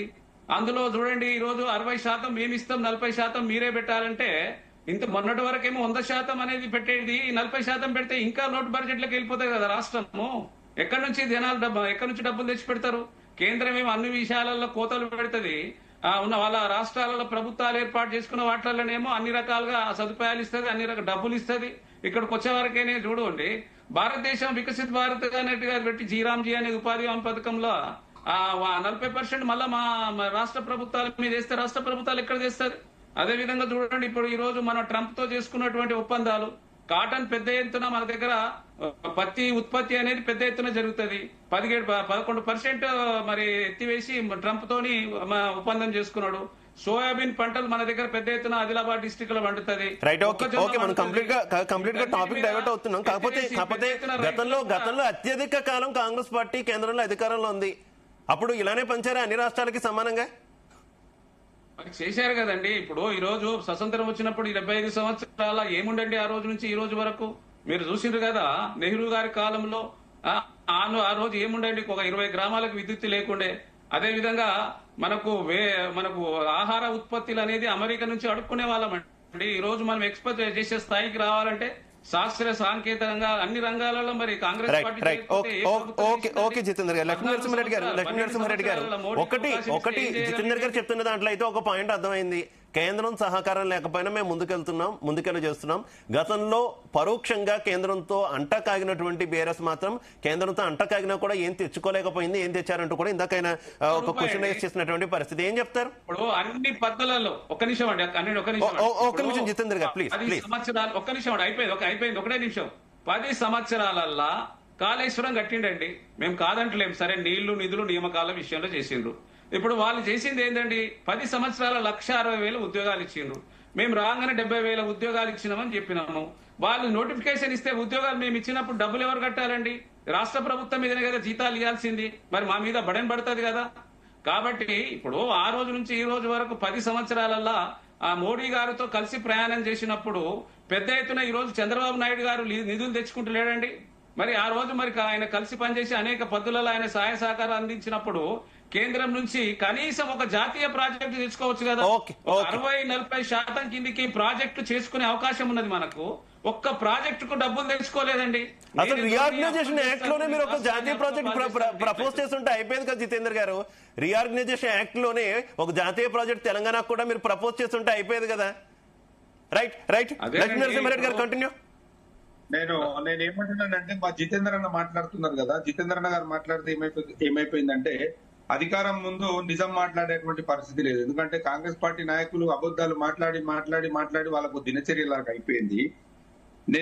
మీరు ఒక విషయం గమనించాలి. 2012-13 అంటే తెలంగాణ ఏర్పాటు కాకముందుకు ఈ రాష్ట్రంలో అంటే ఉమ్మడి ఆంధ్రప్రదేశ్ లో ఏదైతే వ్యవసాయ ఉత్పత్తులలో ఉన్నాయో వరి ధాన్యం ఉత్పత్తి ఎంత, ఈ రోజు 2025లో వరి ధాన్యం ఉత్పత్తి ఎంత? ఇంత విప్లవాత్మకమైనటువంటి మార్పు ఎలా జరిగింది? ఆ రోజు 127 లక్షల మెట్రిక్ టన్నుల వరి ధాన్యం ఉంటే ఈ రోజు ఒక్క తెలంగాణలోనే దాదాపు 90 లక్షల మెట్రిక్ టన్నుల వరి ధాన్యాన్ని మనం ఉత్పత్తి చేస్తా ఉన్నాం. ఇదంతా ఎట్లా సాధ్యమైంది? 10 సంవత్సరాలలో కేసీఆర్ గారి నాయకత్వంలో ఈ తెలంగాణ నీటిపారుదల విషయంలో, సాగునీటి విషయంలో ఏ విధమైనటువంటి చర్యలు తీసుకుంది, మరి ఏ విధంగా రైతులకు అండగా ఉండేందుకు ప్రోత్సాహకాలు అందించింది. దాని ఫలితమే ఈ రోజు మనకు ఈ విధమైనటువంటి ఉత్పత్తులు పెరగడం అని చెప్పి చెప్తా ఉన్నాను. ఇంకొక విషయం ఏంటంటే, మన జితేంద్రన్న గారు మాట్లాడిరు తలసరి ఆదాయాన్ని 4.18 లక్షలు తెలంగాణలో పెరిగింది అని చెప్తున్నారు. 2012-2013లో మన ఉమ్మడి ఆంధ్రప్రదేశ్ యొక్క రాష్ట్ర జీడిపి ఏదైతే ఉన్నదో అది 4,193 బిలియన్ డాలర్లు. ఆ రోజు ఒక వ్యక్తి యొక్క అంటే తలసరి ఆదాయము సుమారు 77,277 రూపాయలు. మరి ఈ రోజు తలసరి ఆదాయము 4.18 లక్షలుగా పెరిగింది. అంటే మరి గడిచినటువంటి 10 సంవత్సరాలలో ఎవరి పాలన ఉండే, ఎవరి ముందు చూపు వలన తలసరి ఆదాయం అనేది పెరిగింది? ఏ రకంగా పెరిగింది? ఏమి కాంగ్రెస్ వాళ్ళలాగా మాటలు చెప్తే పెరిగిందా? ఈ రోజు తెలంగాణ రాష్ట్రంలో ఉద్యోగ అవకాశాలు, పరిశ్రమలు, ఐటీ రంగంలో విప్లవాత్మకమైనటువంటి మార్పులు తీసుకొచ్చినందుకు ఆ విధంగా మన యొక్క తలసరి ఆదాయం పెరిగింది. సాంకేతిక ప్రగతిలో, సాంకేతిక రంగంలో ప్రగతి, అదే విధంగా మన యొక్క ఆర్థిక వ్యవస్థ ఎంత బలంగా నిర్మాణం చేసిరు మన బీఆర్ఎస్ హయాంలో ఒక్కసారి వాళ్ళు పరిశీలించాల్సినటువంటి అవసరం. ముఖ్యంగా ప్రభుత్వ విధానాలు, టిఎస్ ఐపాస్ తీసుకొచ్చి ఒక విప్లవాత్మకమైనటువంటి పెట్టుబడులకు ఆహ్వానం కానివ్వండి, అదేవిధంగా ఎగుమతులు కానీ జరిగినటువంటి మాట వాస్తవం కాదా అని చెప్పి నేను అడుగుతా ఉన్నాను. ఇంకొకటి, ఇందాక జితేంద్ర గారు మాట్లాడుతూ ఏమన్నారంటే, మరి కేంద్రంకి మనం ఇస్తున్నటువంటి వాటా ఎంత, మనకు వస్తున్నటువంటి వాటా ఎంత అని మాట్లాడారు. సంతోషం అన్న మీరు మాట్లాడినటువంటి మాటకు. మరి మీ పార్టీకి, కాంగ్రెస్ పార్టీకి సంబంధించి 8 మంది ఎంపీలు ఉన్నారు కదా, మరి ఒక్కనాడన్నా పార్లమెంట్ లో ఈ విషయాన్ని ప్రస్తావించిరా? ఒక్కనాడన్నా మరి ప్రధానమంత్రి నరేంద్ర మోడీ గారిని మరి ఈ విషయాన్ని వారి దృష్టికి తీసుకుపోయిరా? ముఖ్యమంత్రి గారు ఇప్పటికి 66 సార్లు పోయారు, ఇవాళ పోతే 67వ సారి అవుతుంది. మరి ఒక్కనాడన్నా 100 సార్లు పోతుంది కదా సోదరా, 100 సార్లు పోతున్నాం కదా, ఎంపీలు అడుగుతున్నారు, ముఖ్యమంత్రి గారు కూడా అడుగుతున్నారు కదా. ఒక్కనాడన్నా మీరు ఈ విషయం మీద మరి మాకు పైసలు వస్తలేవు, మరి మాకు తప్పు వస్తున్నాయని చెప్పి ఒక్కనాడన్నా మీరు నిలదీసిరా బీజేపీ పార్టీని? మీరు చేస్తున్నటువంటి పరిస్థితి ఎట్లున్నదంటే, ఢిల్లీలోనేమో దోస్తీ, గల్లీకొచ్చే వరకు కుస్తీ అయిపోయింది. ఇప్పుడు మీ యొక్క స్వలాభం కోసమే ఢిల్లీ ప్రయాణాలు, ఢిల్లీలో మతలబులు నడుస్తున్నాయి తప్ప ఈ రోజు తెలంగాణ రాష్ట్రానికి మీరు చేసింది ఏం లేదు. ఇక్కడ మీరు రైతు బంధు ఎగ్గొట్టి రాహుల్ బంధం తయారు చేసిరు తప్ప వేరేదేం లేదు. నేను మిమ్మల్ని సూటిగా ఒక్క ప్రశ్న అడుగుతున్నానన్న, మీరు ప్రభుత్వం ఏర్పాటై 2.5 సంవత్సరాలు అవుతుంది. 2.5 సంవత్సరాలలో ఇప్పటికీ 5 సార్లు రైతు బంద్ వేయాలి. మీరు పేరు మార్చుకున్నారు, రైతు భరోసా వేయాలి 5 సార్లు. మీరు ఎన్నిసార్లు వేసిరన్న? 15,000 రూపాయలు వేస్తామని చెప్పారు. మీరు ఎంత ఇస్తున్నారన్న? ఇచ్చినటువంటి 2 సార్లలో కూడా తొలుతసారి ఏదైతే ఫస్ట్ సారి ఇచ్చిరో 10,000 రూపాయలు ఇచ్చిరు, తర్వాత 12,000 రూపాయలు ఎకరానికి ఇచ్చినట్టున్నారు. మరి 3 సార్లు ఎగబెట్టినటువంటి పరిస్థితి మీది కాదా? మీరు తెలంగాణలో రైతుల యొక్క నడ్డి విరుస్తున్నటువంటి పరిస్థితి. ఎందుకంటే రైతులకు యూరియా కొరత అండి. యూరియా లేక రైతులు పాపము రోడ్ల మీద నిలబడి చెప్పులు లైన్లలో పెట్టుకొని నిలబడితే కూడా మీరు దానిపైన ఏ విధమైనటువంటి చర్య తీసుకోలేదు. మీరు ఇంకా కొత్తగా యాప్లను తీసుకొచ్చి రైతులకు కొత్తగా ఇప్పుడు స్మార్ట్ ఫోన్లు కొనుక్కోమని చెప్పి సలహాలు, సూచనలు ఇస్తున్నారు తప్ప మీరు చేస్తున్నది ఏం లేదు. ఒక్కటన్నా ప్రజలకు ఉపయోగపడే పని చేసిరా? మీరు 70,000 కోట్లతో మిగులుబడ్జెట్టున్నటువంటి తెలంగాణ రాష్ట్రాన్ని 7 లక్షల కోట్ల అప్పులకు చేసిరని చెప్పి మాట్లాడారు మా జితేందర్ అన్న. మరి 2014 ముందు ఈ తెలంగాణలో ఏ విధంగా ఉండే? 2014 ముందు ఈ తెలంగాణలో వలసలు ఏ విధంగా ఉండే? 2014 తర్వాత ఈ తెలంగాణ ఏ విధంగా అభివృద్ధి చెందింది? ఈ తెలంగాణలో మౌలిక వసతులు ఏ విధంగా అభివృద్ధి చెందినాయి? మరి కేసీఆర్ గారి నాయకత్వంలో బీఆర్ఎస్ పార్టీ హయాంలో ఏ విధమైనటువంటి మౌలిక వసతులు ఏర్పాటు చేసుకున్నామో ఒక్కసారి మీరు చెప్పాలి. అదే విధంగా ఈ రోజు వలసలు పోయినటువంటి వాళ్ళు తిరిగి వచ్చి వాళ్ళ ప్రాంతాలలో పనులు చేసుకుంటున్నటువంటి మాట వాస్తవం కాదా? మీరు ఒక్కసారి ఆత్మ పరిశీలన చేసుకోవాలి. మీరు ఇప్పటికైనా మీరు అబద్ధాలు మానుకోవాలి. మీరు ప్రతిపక్షాల మీద బురద జల్లేటువంటి పనులు మానుకోవాలి. ప్రజలు మీకు ఒక మంచి అవకాశం ఇచ్చిర్రు.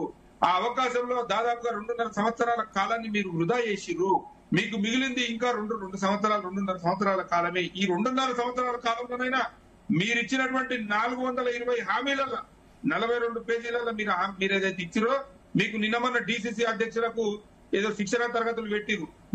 మీకు పార్టీకి సంబంధించిన శిక్షణ తరగతులు కాదు, మేనిఫెస్టోకి సంబంధించినటువంటి శిక్షణ తరగతులు మీ యొక్క డిసిసిలకు కానీ, అదే విధంగా ఎమ్మెల్యేలకు, ఎంపీలకు ఆ మేనిఫెస్టో శిక్షణ తరగతులు పెట్టి మీరు ఏమేమి హామీలు ఇచ్చిరో మీరు గుర్తు చేయాలి. మీరు ప్రజలకు ఇచ్చినటువంటి హామీలను నెరవేర్చే దానికోసం మీరు ప్రయత్నం చేయాలి. కానీ ప్రతిపక్షాల మీద బురద జల్లొద్దు. మీరు ఏదైతే మేనిఫెస్టోలో పెట్టిరో, మీరు ఏవైతే హామీలు ఇచ్చిరో ఆ హామీలు అమలు అయ్యేంత వరకు బీఆర్ఎస్ పార్టీ ప్రజల పక్షాన నిలబడి ఖచ్చితంగా ఓకే నరసింహారెడ్డి గారు. అల్జాపూర్ శ్రీనివాస్ గారు, అంతిమంగా మేము కేంద్రం సహకరించట్లేదు, రాష్ట్ర ఆర్థిక పరిస్థితి అధ్వానంగా ఉన్నప్పటికీ కూడా మెరుగ్గా ప్రజలకు సేవలు అందిస్తున్నాం అనేది కాంగ్రెస్ వెర్షన్. ఏం చెప్తారు? వాళ్ళు ఇంతకుముందు చర్చలో వచ్చినట్టు కాంగ్రెస్ పార్టీ దేశాన్ని 53-54 సంవత్సరాలు పాలించింది నేషనల్లో, సెంట్రల్లో. వాళ్ళకి ఇంకా కూడా ఈ అడ్మినిస్ట్రేటివ్ సిస్టమ్ తెలియదేం. అప్పుడు ఫైనాన్స్ కమిషన్ ఉండే, ఇప్పుడు నీతి ఆయోగ్ ఉండేది. పర్ క్యాపిటల్ రేషియో ప్రకారంగా ప్రతి రాష్ట్రానికి జనాభా అనుసారంగా యొక్క ఫండ్స్ ఆలోకేట్ అవుతాయి. దాని తర్వాత నీడ్ బేస్డ్ నెసిటీ బేస్డ్ ఆధారంగా కొంత ప్రధానమంత్రి గారు కేంద్ర ప్రభుత్వం ప్రివిలేజ్ తో ఆ యొక్క రాష్ట్రాలకు మరి ఫండ్స్ కూడా స్పెషల్ కేటగిరీ కింద అలా ఆలోకేట్ చేస్తారు. అది అందరు తెలిసింది. ఆ రాష్ట్రాల్లో ఆ సర్కార్ హయాంలో చేసిండ్రు, బీజేపీ సర్కార్ కూడా చేస్తుంది. దాంట్లో ఆశ్చర్యపోవాల్సిన అవసరం లేదు. నీడ్ బేస్డ్ కంపల్సరీ చేస్తారు. మీ కారణం కదా, మీ బహుమానం కదా.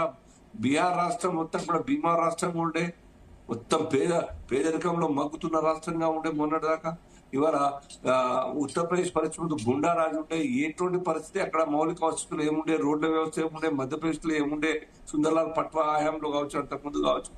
ఇవాళ దేశ పరిస్థితి మారుతున్నది అంటే ఇంతకుముందు శివకుమార్ గారు మీరు చెప్పినట్టుగా పరిస్థితులు బట్టి రాష్ట్రాలకు ప్రజల కష్టాలు దూరం చేయడానికి ఫండ్స్ అలొకేట్ చేస్తారు. కొంత బిసైడ్ ఈ నీతి ఆయోగ్ కానీ ఫైనాన్స్ కమిషన్ యొక్క అలొకేషన్ కాక దాంట్లో మీరు నార్త్ ఈస్టర్న్ రాష్ట్రాల గురించి మాట్లాడతారు. అర్థంగా మీకేం బాధ్యత ఉంది కాంగ్రెస్ పార్టీ? రాష్ట్రాలు north eastern side China border, Bangladesh border, ఆ ప్రాంతాల్లో దేశ రక్షణ గురించి ఆ ప్రజలు ఏ పరిస్థితిలో ఉంటారు? కొండల్లో మనిషి కుటుంబం కూడా సంబంధం లేనట్టు ప్రాంతాలుగా విడిపోయి అక్కడ జీవిస్తూ ఉంటారు. మీరు చూడండి, మేము చాలా సందర్భాల్లో చూసాం. అక్కడ వెళ్ళి దేశం కోసం ఆ ప్రాంతాల్లో బార్డర్లో బతుకుతున్నారంటే వాళ్ళకి ఆ వసతులు కల్పించాలి. వాళ్ళకి ఇంకా కూడా నైతికంగా సపోర్ట్ చేస్తూ ఆర్థికంగా సపోర్ట్ చేయాల్సిన అవసరం ఉంటుంది ఆ కుటుంబాన్ని. అక్కడ లేకుంటే చైనా వచ్చేస్తుంది మీ హయాంలో వచ్చినట్టు. అటువంటి పరిస్థితుల్లో ఫండ్స్ ఎక్కువ ఇవ్వాల్సిన పరిస్థితి ఉంటుంది. వాళ్ళకు ఒక ఆశ, ఒక భరోసా కల్పించాలి, భద్రత కల్పించాలి, అమ్యూనిటీస్ ఇవ్వాలి. ఇవాళ బార్డర్ మొత్తం కూడా ఫెన్సింగ్ చేస్తూ మేము కట్టుదిట్టం చేస్తా ఉన్నాం భారతదేశానికి. వాటికి ఫండ్స్ ఎక్కువైతే దాన్ని మీరు ఇష్యూ చేస్తే ఎట్లా? ఏమర్థమైనట్టు కాంగ్రెస్ పార్టీకి అర్థం చేసుకోరు కదా. కాబట్టి వివక్ష అంటూ ఏముండదు భారతీయ జనతా పార్టీకి, కేంద్ర ప్రభుత్వానికి. అన్ని రాష్ట్రాలు సమానమే.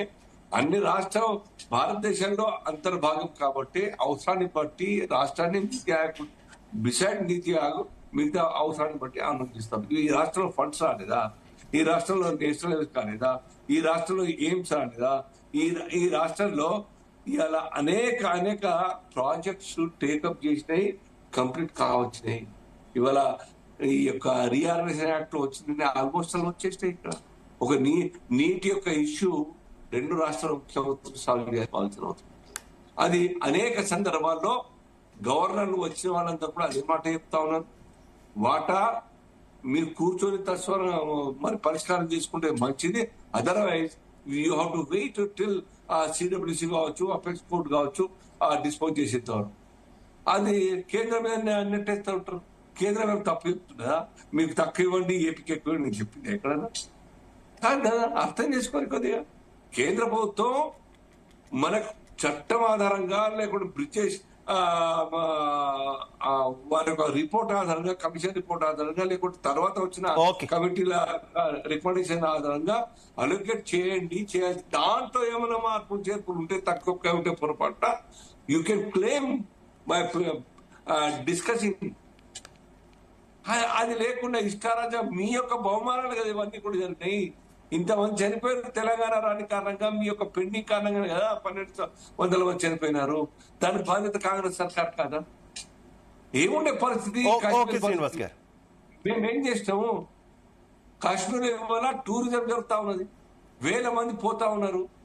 ఎక్కడ ఎన్కౌంటర్స్ లేవు, ఎక్కడ బాంబింగ్ లేవు, ఎక్కడ స్టోన్ పెల్టింగ్ లేదు. అది అర్థమవుతుందా? 370 ఆర్టికల్ తీసేసి దమ్ముండేనా మీకు కాంగ్రెస్ పార్టీకి? ఇన్ని మార్పులు తీసుకొచ్చి ఇవాళ కశ్మీర్ నుంచి కన్యాకుమారి వరకు with in no time trains తోలిపోతున్న విషయం వాస్తవం అర్థం కాలేదా? కాబట్టి తప్పులు జరిగినాయి. రైట్. ఓకే శ్రీనివాస్ గారు. మల్లేశ్వర్ గారు గతంలో బీఆర్ఎస్ అధికారంలో ఉన్నప్పుడు కూడా కొంత కేంద్రంతో విభేదాలు వచ్చినప్పుడు ఇదే విమర్శ. కేంద్రం ఇక్కడ నుంచి 100 రూపాయలు తీసుకెళ్తే మాకు మాత్రం ఇచ్చేది 50 రూపాయలు కూడా ఉండట్లేదు అనే తరహాలో విమర్శలు గతంలో గుప్పించినటువంటి పరిస్థితి. ఇప్పుడు మనకి జితేందర్ గారు కూడా ఆ తరహా విమర్శలే చేశారు. ఏంటి ఈ అంశాన్ని మీద మీ విశ్లేషణ ఏంటి? అసలు కేంద్రం నిధుల కేటాయింపు ఏ రకంగా ఉంది అంటే ఏం చెప్తారు? కేవలం ఇది ఒక కుంటి సాకు అని అనుకోవాలా, లేదంటే రాష్ట్ర ప్రభుత్వాలు కేంద్రం నుంచి నిధులు ఇవ్వట్లేదు, తక్కువగా ఇస్తుందని చెప్పడానికి సంబంధించి ఏం చెప్తారు? ఇంకొక పాయింట్ కూడా ఏంటంటే, ఒకవేళ కేంద్రం గనక ఇట్లానే నిధుల ప్రవాహం ఉన్నప్పటికీ కూడా పప్పు బెల్లాల్లా ఇష్టారీతిన ఓట్ల కోసం పథకాలు పెడుతూ పోతే కేంద్రం ఎంత ఇచ్చినా రాష్ట్ర ప్రభుత్వాల దగ్గర ఎంత ఆదాయాలు ఉన్నా కూడా చివరికి మిగిలేది గుండు సున్నాని అనేటటువంటి ఒక విశ్లేషణ కూడా ఉంది కదా, ఏం చెప్తారు? ఇప్పుడు కేంద్ర రాష్ట్ర ప్రభుత్వాలు ఏదంటే చూస్తా ఉన్నాం, కేంద్రము అవలంబిస్తున్నటువంటి తీరు కొంత ఏంటంటే బీజేపీతర ప్రభుత్వాలకు ఒక సవచిత్రం అవపడుతున్నటువంటి పరిస్థితిని చూస్తా ఉంది. ఎందుకంటే అదే బీజేపీ పాలించే ప్రభుత్వాలకు బీజేపీతర ప్రభుత్వాలకు కొంత తేడా ఉన్నది అనేది కేసీఆర్ ముఖ్యమంత్రిగా ఉన్నప్పుడు చూసినాము. ఇప్పుడు కూడా కొంత అవపడతా ఉన్నాయి. ఇంకా కొంత బెటర్ ఏంటంటే నేను రేవంత్ రెడ్డి గారు వచ్చిన తర్వాత కొంతది వాళ్ళ మరి పెద్దన్న అన్నందుకో ఏదో కొంత బెటరే అనిపిస్తున్నది. ఎందుకంటే మొన్న పంచాయతీ ఎన్నికల విషయంలో వాళ్ళు ఇది 15 ఆర్థిక ప్లాన్ సంబంధించినటువంటి నిధులు విడుదల చేయాలంటే ఎన్నికలు పెట్టాలనే కమిషన్ పెట్టడానికి ఎన్నికలు పెట్టారు. వాళ్ళు కూడా నిధులు త్వరితగతిన విడుదల చేసినటువంటి పరిస్థితి. అంటే కొంత అటాచ్మెంట్ ఉన్నది. కాకపోతే ఏంటంటే రేవంత్ రెడ్డి కోణంలో చూస్తా ఉన్నారు, కానీ మళ్ళీ రేవంత్ రెడ్డికి లిఫ్ట్ ఇస్తే రేపు దేశంలో ఏమైనా ప్రమాదము ముంచుకొస్తుందేమో అనేది అందరూ మళ్ళీ ఫెయిల్, అంటే కొంత నిధుల కొరతతోటి తల్లడి ఇల్లాలనే ఒక ప్రయత్నము అంటే వాళ్ళకి అంటే బయట ఎక్స్పోజ్ కాకుండానే చేయాల్సిన పనులని చేస్తా ఉన్నటువంటి పరిస్థితి అవపడతా ఉంది. బీజేపీ వాస్తవంగా మనకు మిగతా ప్రభుత్వాలకు బీహార్ పరిస్థితి చూసినాము, ఆంధ్రప్రదేశ్ పరిస్థితి చూసినాం, మనం బడ్జెట్ లో చూసినాం. బడ్జెట్ లో వాళ్ళకి ఇచ్చినటువంటి వాళ్ళ కేటాయింపులు ఎట్లా ఉన్నాయి, మనకి ఏమైనా కేటాయింపులు ఏమైనా ఉన్నాయనంటే రైల్వే కారిడార్ తప్ప ఎక్కడ పెద్దగా అవపడేటువంటి పరిస్థితి ఇక్కడ అవపడలేదు తెలంగాణ కనిపిస్తుంది. ఇప్పుడు ఏదేమైనా ఈ ఈ సమాఖ్య స్ఫూర్తి దెబ్బతినకుండా ఉండాలంటే కేంద్రం కూడా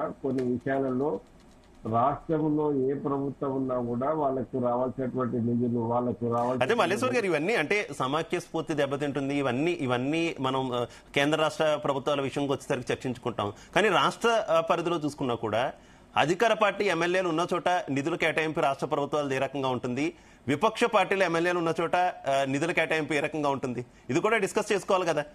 సమాఖ్య స్ఫూర్తి అంటే కింది స్థాయి నుంచి ఉండాలి కదా, ప్రతి చోట ఉండాలి కదా. అది ఖచ్చితంగా ఉండాలి. ఇప్పుడు రాష్ట్రంలో ఎమ్మెల్యేలు ఏ పార్టీ వాళ్ళు ఉన్నా కూడా వాళ్ళ కేటాయింపులకు ఎమ్మెల్యేకు ఇచ్చే కోట ఖచ్చితంగా ఇవ్వాల్సిందే. ఆ పద్ధతిలో అధికార పార్టీ ఎమ్మెల్యేలు ఉన్న చోట వారు ఇచ్చిన హామీలకు అనుగుణంగా నిధులు విడుదల చేయడమో, అభివృద్ధి పనులకు నిధులు కేటాయించడమో, లేదంటే కొత్త ప్రాజెక్టులు రావడమో జరుగుతుంది. విపక్ష పార్టీల ఎమ్మెల్యేలు ఉన్న చోట ఏం జరగదు. 2 కారణాలు అవపడతా ఉంటాయి. అధికార పార్టీ ఎమ్మెల్యే ఉన్న కాడ అధికార పార్టీ ఎమ్మెల్యే తన పార్టీ మంత్రి దగ్గర పోయి తనకు కావాల్సినటువంటి నిధులు పనుల గురించి కూర్చొని మాట్లాడుకునే అటాచ్మెంట్ ఉంటుంది. వాళ్ళు ప్రపోజల్స్ ఉంటాయి, అవన్నీ తీసుకొచ్చుకుంటా ఉన్నాయి. వీళ్ళు అదే ప్రతిపక్షం కాడికి వస్తే ఏమవుతుందంటే వీళ్ళు ఇప్పుడు అడగనప్పుడు వాడు ఏ ప్రభుత్వమైనా కూడా ఇచ్చే అవకాశం ఉండదు. ఇప్పుడు ఈ ప్రపోజల్స్ పెట్టాలి కదా, ప్రపోజల్స్ పెట్టినాక కూడా ఇవ్వట్లేదు అనుకున్నప్పుడు అసెంబ్లీ ఎందుకు పెట్టుకుని, అసెంబ్లీ ఉన్నది చర్చ చేయడానికి కదా. అటువంటి ఇష్యూస్ ఎవరు ఉంటే చర్చ చేయాల్సినటువంటి నేను ఎందుకు ఆ పాయింట్ లాగానంటే పార్టీ మారిన ప్రతి ఎమ్మెల్యే అభివృద్ధి కోసమనే చెప్తారు రాష్ట్రంలో. అది అసలు అంశం. అది ఏదో మన రేవంత్ రెడ్డి వచ్చినప్పటి నుంచే కాదు, గత నుంచి ఉన్నది. మనకు గతంలో కేసీఆర్ ప్రభుత్వం గురించిన అభివృద్ధి కోసం అని చెప్తాము.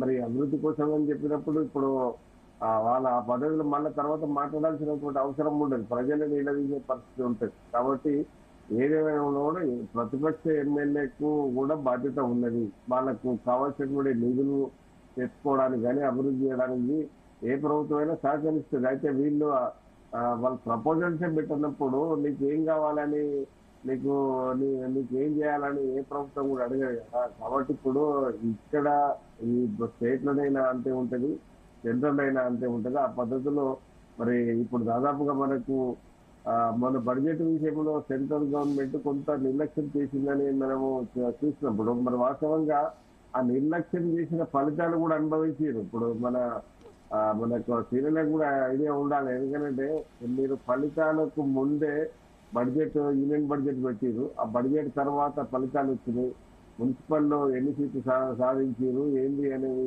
ఒకసారి అంచనా వేసుకోవాల్సిన అవసరం అయితే ఉన్నది. ఎందుకంటే రేపు భవిష్యత్తులో మీకు ఇక్కడ దాదాపుగా కాంగ్రెస్ బలం ఎంత ఉందో బీజేపీ బలం అంతా ఉంది ఎంపీలలో. కాబట్టి ఆ పద్ధతిలో కొట్లాడి ఈ రాష్ట్రానికి నిధులు ఇచ్చే విషయంలో కావచ్చు, కేటాయింపుల విషయంలో కావచ్చు, ఇవన్నీ ప్రయత్నం చేస్తూ భవిష్యత్తులో మీకు దక్షిణ భారత్ లో ఎట్లాగో బీజేపీ బాగా వేయాలనే ఒక కళ అయితే ఉన్నది కదా. ఆ కళకు మీరు ఇటువంటి సహకారం అందించేటప్పుడు మీ కళ బట్టి నీరు కడుతుంది అనేది భావించారు. ఓకే ఓకే జితేందర్ గారు కంక్లూడ్ 1 minute లో కంక్లూడ్ చేయాలి ప్లీజ్. ఒకటండి, ఇప్పుడు రాష్ట్ర ప్రభుత్వమే కాదు కేంద్ర ప్రభుత్వం కూడా చాలా బాధ్యత. మనకు ఇప్పుడు ఒక అదృష్టం ఏంటంటే 8 మంది బీజేపీ ఎంపీలు ఉంటే అందులో 2 మంత్రులు ఉన్నారు, కేంద్ర మంత్రులు ఉన్నారు. కాబట్టి ఒక రైల్వేనో ఏదో కొన్ని పనులు చేసుడు కాదండి. ఇప్పుడు రాష్ట్రంలో హైదరాబాద్ అనేది రాష్ట్రానికి తలమానిక్యంగా అఖండ భారతదేశంలోనే ఒక నంబర్ 1 స్థాయికి తీసుకురావాలంటే వాళ్ళిద్దరు మంత్రులు కూడా పెద్ద ఎత్తున ఫ్రంట్స్ తీసుకురావాలండి. ముఖ్యమంత్రి గారు ఇప్పటిదాకా 70-80 సార్లు ప్రధానమంత్రిని కలవడం, తర్వాత ఢిల్లీకి వెళ్ళడం, అనేక ప్రాజెక్టులు మరి ఉన్నటువంటి ప్రతిపాదనలు తీసుకుపోవడం చేయడం జరిగింది. ఈ మధ్య కాలంలో కిషన్ రెడ్డి గారు చెప్పిండ్రు, అరే ఈ రోజు రేవంత్ రెడ్డి గారు ఫండ్స్ విషయంలో మాతోని అమేకమై పనిచేస్తున్నారు, చేయట్లేదని కాదు మా దగ్గరకు వస్తుండని చెప్తున్నారు. కాబట్టి నేనేమంటున్నానంటే కేంద్ర ప్రభుత్వం ఇప్పుడు రాష్ట్ర ప్రభుత్వం దాదాపుగా ఒక 8,11,500 కోట్ల భారం ఉంది. మా వాళ్ళు ఒక 1,50,000 చేసిరు, వాళ్ళు ఒక 7 లక్షల కోట్ల రూపాయలు అప్పులు చేసిరు. కాబట్టి దీంట్లో ఉన్నటువంటి అప్పును నెరవేర్చాలంటే అభివృద్ధి కూడా ఆంక్షించాలి. మరి పైకి పోవాలంటే బీజేపీపై ఉన్నటువంటి మంత్రులపై గురుతరమైన బాధ్యత ఉంది. వాళ్ళు కూడా ప్రధానమంత్రి గారితో మాట్లాడి రాష్ట్రం మీద కనీసం ప్రేమ ఉండాలి. పదవిపై ప్రేమ కాదు, రాష్ట్రంపై కూడా ప్రేమ ఉండాలి వారికి. ఇప్పుడు ఉన్నటువంటి నిధులు రావాలి, చేయాలి, ఇంకా బాగా అభివృద్ధి చెందాలండి. ఇప్పుడు కిషన్ రెడ్డి గారు హైదరాబాద్ నుంచి ప్రాతినిధ్యం వహిస్తున్నారు. అది జరిగినటువంటి మున్సిపాలిటీలో 10,000 కోట్ల రూపాయలు హైదరాబాద్ కు తీసుకొస్తామని చెప్పారు ఆయన. అప్పుడు మున్సిపల్ ఎలక్షన్ లో 44 మంది కార్పొరేటర్లు గెలిచిండ్రు. కనీసం ఆ 10 లక్షల కోట్ల రూపాయలన్నా తీసుకురాగలిగితే ఇప్పుడు మన గ్రేటర్ హైదరాబాద్ లో మూసి సుందరీకరణ చేసుకోవడానికి మనకు ఉపయోగపడతాయి. కాబట్టి నేనేమంటున్నానంటే కేంద్రం కూడా బాగా ఆలోచన చేయాలి. అదేవిధంగా మన దగ్గర ఉన్నటువంటి రాష్ట్రంలో ఉన్నటువంటి మంత్రులు కూడా మరి మాట్లాడి సమన్వయం చేయాలి. ఎలక్షన్స్ వరకు పార్టీలు చూడాలి, తర్వాత అభివృద్ధి వైపు చేయాల్సిన బాధ్యత ఉంది. అంతెందుకండి, ఆంధ్రప్రదేశ్ ఉన్నప్పుడు ఉన్నటువంటి తెలుగుదేశం ప్రభుత్వంలో ఆంధ్రప్రదేశ్ కి ఎంత తెచ్చుకున్నారండి నిధులు, ప్రతిదీ తెచ్చుకున్నారు వాళ్ళు. కానీ ఇక్కడ అది చూస్తే కనబడతలేదు, లోటు కనబడుతుంది. కాబట్టి ఇప్పటికైనా మరి ఉన్నటువంటి మనకు శివ గారు, నేనేమంటున్నానంటే ఈరోజు కాంగ్రెస్ పార్టీ యొక్క పనితీరు ఎట్లయిపోయిందంటే వీళ్ళ ప్రకటనలేమో గొప్పగా, నిజమైనటువంటి పనులు మాత్రం చాలా తక్కువగా ఉన్నాయి. చాలా గొప్పగా చెప్పుకుంటున్నారు, మాటలు చెప్పడంలో చాలా గొప్ప, వాళ్ళే సాటి, కానీ వాళ్ళు చేసేటువంటి పని మాత్రం ఏమాత్రం లేదు. మాటలు ఏమో వాళ్ళ ఎట్లయిపోయినాయంటే మన చెరగని జ్యోతిలాగా వాళ్ళ మాటలు అయిపోయినాయి, కానీ పని మాత్రం చీకటిలాగా అయిపోయింది. ఒక చిన్న సామెత ఏంటంటే మనం చూసేటువంటి కన్ను ఉన్నది కదా, మన కన్నుకు చెమట రాదు అనేది ఎంతైతే నిజమో వీళ్ళకి పని రాదు అనేది కూడా అంతే నిజం. కాంగ్రెస్ పార్టీ నాయకులకు పని రాదు అనేది కూడా అంతే నిజం. తెలంగాణ అభివృద్ధి అనేది జరిగింది బీఆర్ఎస్, అదే విధంగా కేసీఆర్ గారి పాలన ఫలితమే తప్ప వీళ్ళు చేసింది ఏం లేదు. రాబోయే రోజులలో ఇప్పటికైనా వీళ్ళు అధికారం చేతిలో ఉన్నది, వీళ్ళు పాలన పైన దృష్టి పెట్టి ప్రజలకు ఏవైతే హామీలు ఇచ్చారో హామీలు నెరవేర్చడానికి మీరు కష్టపడాలి. మేము కోరుకుంటున్నాం, మీరు హామీలను ప్రజలకు ఇచ్చిన హామీలను మీరు అమలు చేయండి. ఇంకా అబద్ధపు మాటలు చెప్పడం బంద్ చేయండి. అబద్ధపు ఇంకా మాటలతోటి ప్రజలను నమ్మించేటువంటి ప్రక్రియను మీరు పూర్తిగా ఆపండి. శ్రీనివాస్ గారు కంక్లూడ్. అబద్ధాల మాటలు చెప్తే ఈ రోజు గ్రామ పంచాయతీ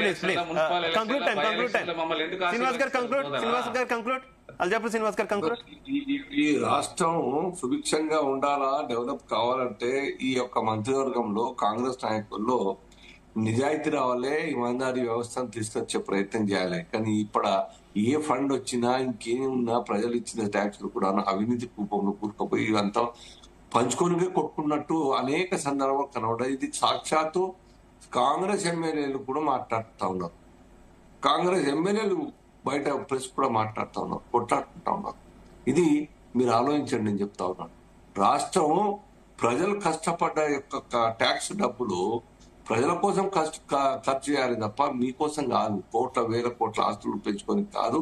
కాబట్టి ఇమాందార్ వ్యవస్థ కోసం తీసుకొచ్చే ప్రయత్నం చేయండి అని రేవంత్ రెడ్డి గారికి మేము కోరుకుంటున్నాం. కేంద్ర ప్రభుత్వం సర్వదా సపోర్ట్ చేస్తా ఉంటది.